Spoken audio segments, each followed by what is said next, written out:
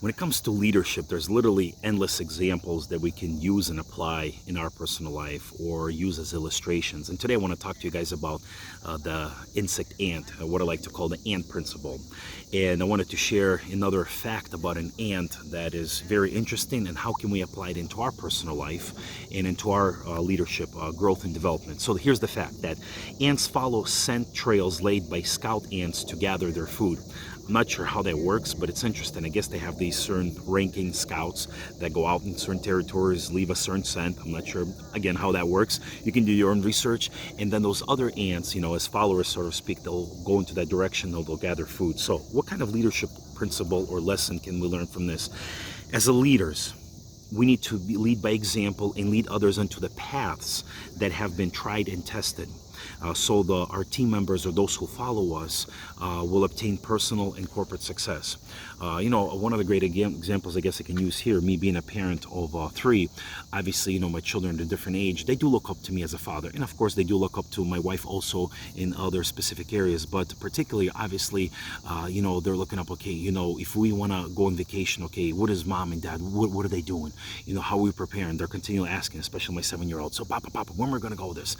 And it's even on a much greater scale when they at one point would hint her, hey, Juliana, we're still going to go on a father and daughter date. And as soon as she hears that continually, she's like, is it today? Is it today? Is it today? Because she's already relying upon me because I gave her my word that me and her are going to do something awesome and great. So as much as that works effectively in a family environment, in a marriage where you have a child or children who look up to their parent because they understand the parent is the one that's taking care of them, the parent is the one that's going to feed them, nourish them, groom them, raise them, take care of the house, take care of their needs, health needs, personal needs, and so on and so forth. So same thing here. As much as we can learn this valuable lesson from this ant who has these, I guess, a colony of ants who have specific scouts who go out there and leave their scent, and then these other ants, they go out there and gather their food so they can nourish themselves and survive. In like manner, as leaders, we need to learn how to lead others towards success. Now, the reason, I guess, sometimes people can take out of context. Well, what is a leader? Is a person who leads others? Not necessarily. A leader is a person of influence. In other words, wherever you are in your personal life, you've already achieved something. You have already walked through a certain path.